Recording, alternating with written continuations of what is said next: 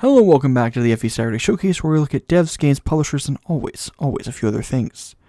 Minecraft as a game is decently enjoyable, as you can build whatever you'd like or survive on your own or with friends.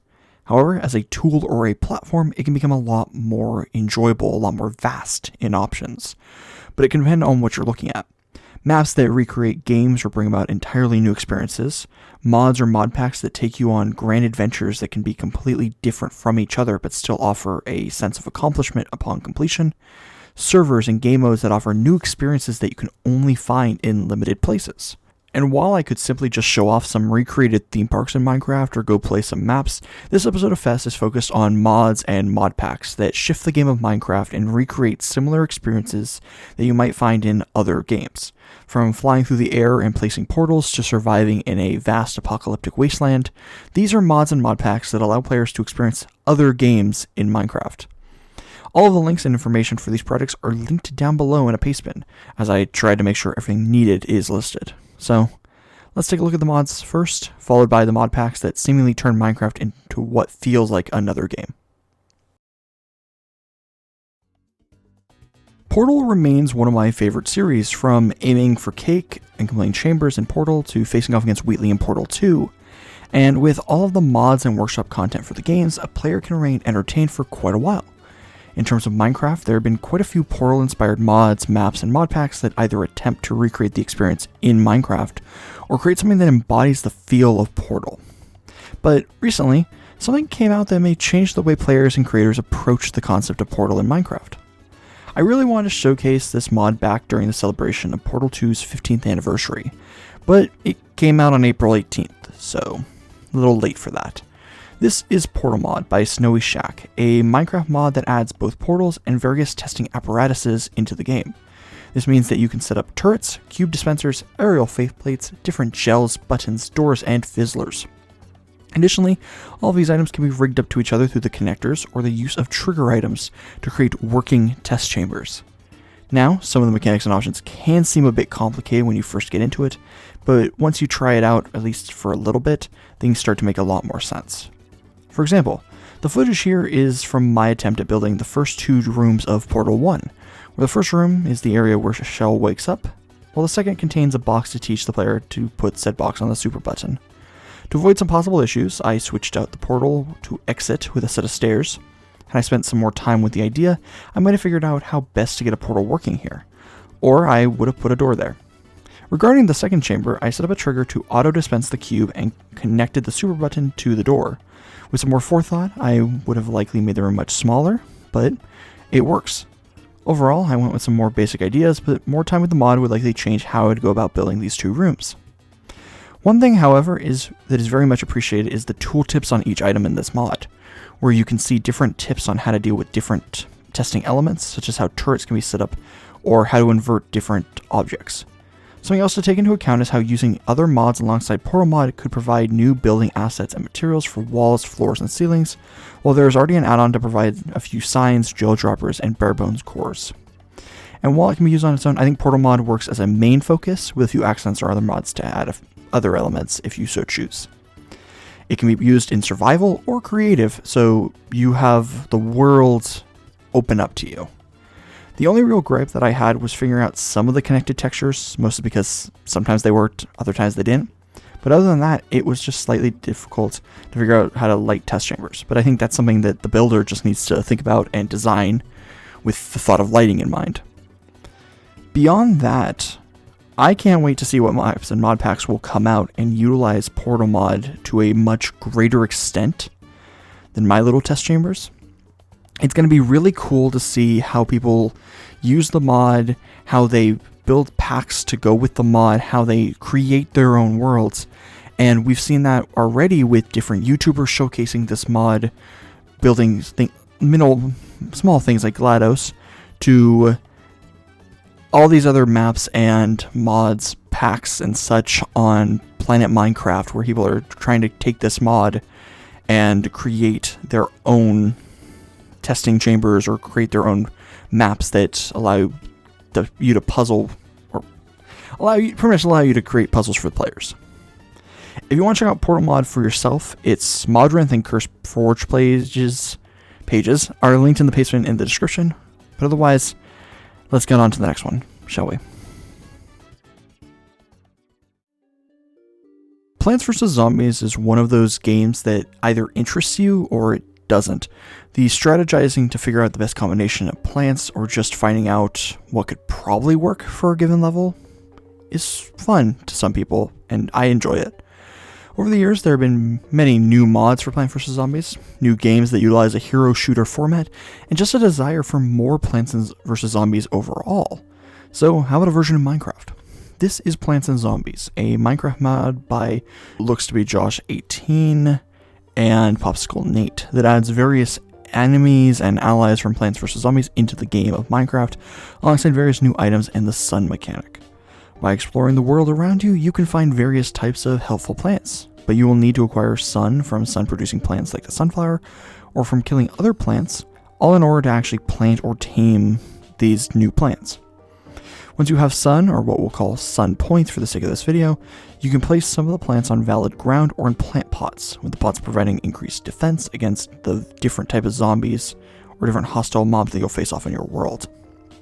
In terms of zombies that you'll face off against, there are your general brown coat zombies that might have some armor in the form of pots, helmets, or traffic cones, while alongside them you might run into imps, disco zombies, yeti zombies, or even the great gargantua. They will naturally work towards attacking your plants or your base, so it's a good idea to strategically place them around your base, even if I set them up to look like something out of the original games. In addition to these zombies, you may sometimes run into a leader zombie who will carry a flag and can call for reinforcements, thus possibly leading to a zombie raid event where you'll need to face off against hordes of zombies to defend your base.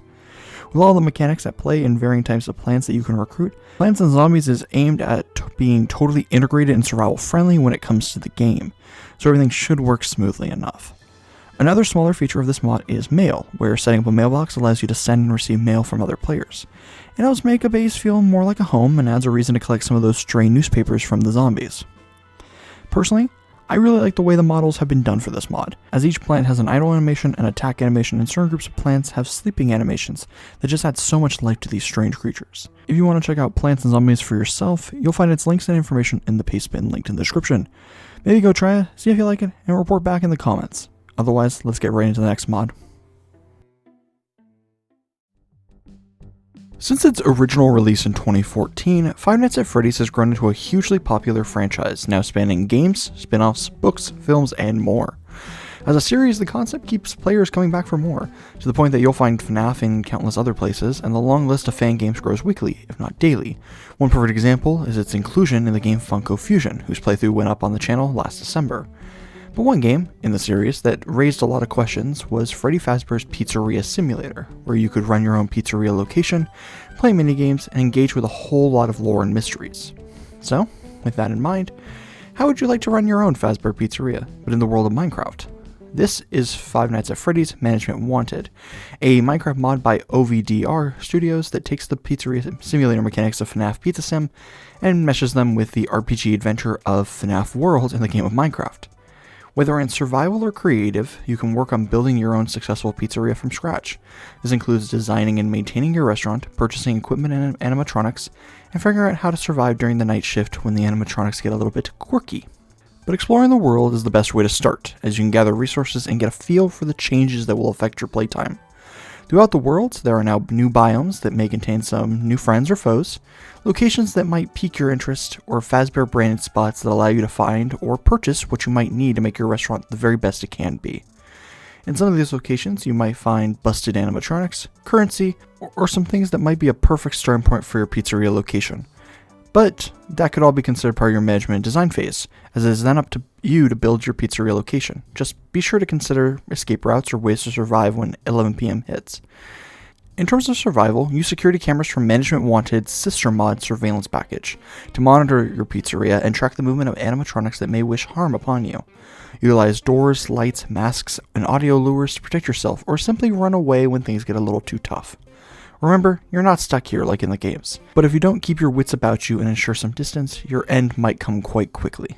If you'd like there to be more to the experience, linked alongside the Management Wanted mods is a Modpack by The Crazy Kitty, which is a collection of mods they use for a full playthrough of the mod alongside some other mods to improve progression. By no means is this an extensive collection or considered to be something canon or part of Management Wanted, but it can act as a starting point if you prefer a mod pack over just the mod. However, the mod does add quite a bit on its own, so it's completely up to you as the player and how you want to play. Overall, Five Nights at Freddy's Management Wanted is a way to try out a FNAF experience in Minecraft, and the simulation aspect is intriguing, to say the least. With a 1.0 update on the way that will improve and enhance the mod as a whole with new content, you can either wait to check it out or see if it's for you right now. The two mods in the mentioned mod pack are linked at the pastebin, linked in the description down below. It's been about 10.5 years since Fallout 4 originally came out, if you can believe it, and few series scratch that apocalyptic itch like Fallout, where you can explore the wasteland, shoot mutant creatures and raiders, and complete some questionable quests that may leave you wondering the eventual outcome.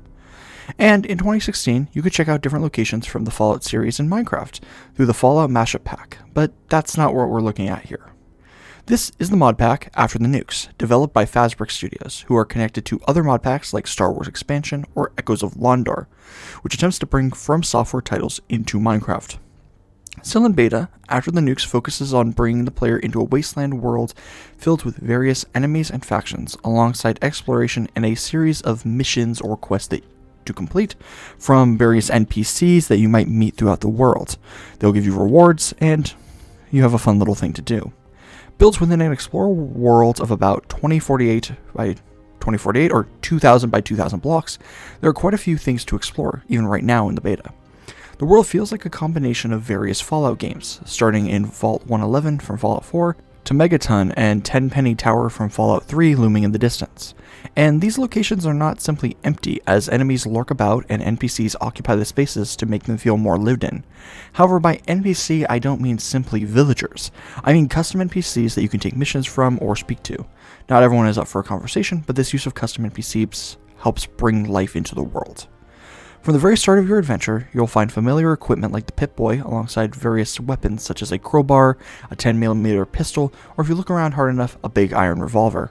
Stimpaks can restore your health, different components wait to be found, and food can become a nightmare as some carry rad costs within them if you get hungry enough to consume them. Moving beyond these, you might find dog meat at the Red Rocket, or you simply might stumble upon a suit of power armor that will fit your needs. There are quite a few things to be found, so be sure to explore, as that action alone will help you survive. Looking again at NPCs and enemies, you might stumble upon the Brotherhood of Steel, Raiders, or even Preston Garvey of the Minutemen. Some of them may offer you quests or missions to complete to improve your survival situation with new weapons or armor, while others currently wait and bide their time in the wasteland. In terms of fighting, you'll see ghouls, super mutants, mole rats, rad roaches, and quite a bit more. Simply flying around in Spectator, I found Deathclaws, what might be Mirelurks, and who knows what you might find on your adventures or what the devs might add next, with Fallout New Vegas being shown off in different trailers. For a mod pack experience in good old Java Edition, I think this one should be given a chance. It uses the Vault-Tec Mashup texture pack, which helps with the look and feel overall. Personally, I had a fun, enjoyable time while exploring as I found the suit of power armor, in addition to looking around a downed vertibird. After the Nuke remains in beta at the moment, but it seems to be very active development, so time will tell in terms of what this mod pack can and will become. So if you want to check out After the Nukes for yourself, everything you might need is linked in the pastebin down below. Otherwise, let's get right into the next mod pack. Back in 2024, Pickle and I played through Escape the Backrooms, a fairly decent game where you explore a set of backrooms levels and avoid the creatures within while attempting to complete the objective, whether that's simply to get to the end and escape or actually do something within the bounds of the level. And while I'm no backrooms aficionado, I think I can enjoy the variety that appears in different experiences, attempting to bring the writings and levels to life. In terms of Minecraft, the project that pops up when talking about the backrooms is Liminal Industries, a factory pack built in the backrooms that I've played a bit of before. Well, before it was brought up that our little group could play it together, but that's not the mod pack we're looking at today. And while the focus today is mods and mod packs, this is the Backrooms Project Delta, a Minecraft map by Voxels that utilizes a mod pack to tell its story and immerse the player in the strange unreality that is the backrooms. The map and mod pack together starts as you play as James Ryder, a scientist who is looking into a series of disappearances. In his case, he ends up in the backrooms, which he had only heard about as a kid and saw as a fairy tale. Now, he can explore this other world, solve his mystery, and hopefully escape without going completely insane. The Backrooms Project Delta is built up using command blocks, with each level being found in some way, shape, or form as you traverse the different regions of the map. During my time with the map in Modpack, I found one of the endings and about 4 different Backrooms levels, or areas, with 2 of them being places that I'd never heard of. And that might be the main idea with this map. It aimed to be the largest Backrooms map ever, and while that didn't occur, it is pretty massive in scale. There are over 40 different levels with unique mechanics, entities that were made using commands, and achievements to earn by exploring thoroughly. But that's not to say that there aren't mods here. The mods add different textures, different items, different features that make the world feel much more lived in and much more like a Backrooms thing than if they had simply gone with just pure Minecraft. Alongside the levels, you'll quickly notice that the enabled shaders add a sense of unease to the experience, alongside never really knowing when something might be stalking you in the darkness or shadows of a level. Personally, I think that is the key that brings everything together in this map and Modpack, honestly, the ambiance.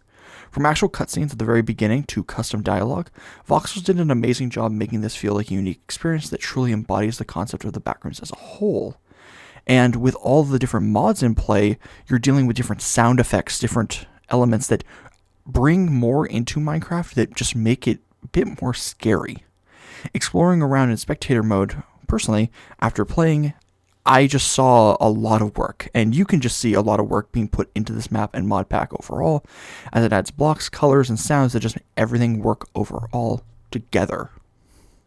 Something to keep in mind is the notation that more updates will be coming, pointing to this map receiving some more content over time, even with its current size being commendable. And while I may not know too much about the Backrooms and its levels, I had a fun time exploring, and with some more time I could probably find other endings, achievements, and sections. My only real gripe comes down to navigation, where some levels like level 0 were a bit confusing to move about, alongside exits not really being clear at times. I'd recommend maybe using the chalk mod to create some simple arrows or pointers that help just a little bit, or some other form of markers to help players find their way through, especially if there are multiple endings to find, such that you'll need to play through the entire experience multiple times. And making the exits much cleaner, as sometimes it just looks like any empty space in a regular level. Personally though, I had a good time with the map, and I may come back to it in the future upon new releases or the final release of the total experience, map, and Modpack. If you want to check out the Backrooms in Minecraft and explore a large number of accessible levels, then I think you should check out the Backrooms Project Delta for yourself, linked in the basement down below. Minecraft remains one of those games that is best suited for conversions or acting as a base through which we can build whole experiences that shift and change the overall feel of the game. There are so many options if regular Minecraft is not for you, or you simply want to take a break from the average survival experience. From Stoneblock and Vault Hunters as Modpacks, to maps like Kitacho Laboratories and the Super Hostile series, servers like Hypixel, Mineplex, Windcraft, and many more that offer unique options, or just singular mods that change just enough to enhance the player's time in the game. When you think about it, creativity is at the center of Minecraft and its community as a whole. As someone who's played Minecraft off and on over the years, but started all the way back in 2013, it's amazing to see the new things that people continue to create over 13 years later, and the many years since the game's 1.0 release back in 2011. I've watched servers and projects rise and fall, but countless many more come in to fill that void, or recreate what originally disappeared. So, as I stated, I love seeing all the new things that appear in this space. Today, I chose to look at mods and modpacks that change the game and make it feel like something completely different. But there's just so many more beyond what I explicitly picked. As a player, if you like this concept, go check out CurseForge or Modrinth for yourself and pick out something new to play or check out. Otherwise, if you're interested in any of the projects showcased today, they're all linked in the basement down below. Thank you for watching, and I'll talk to you in the next one. Bye bye.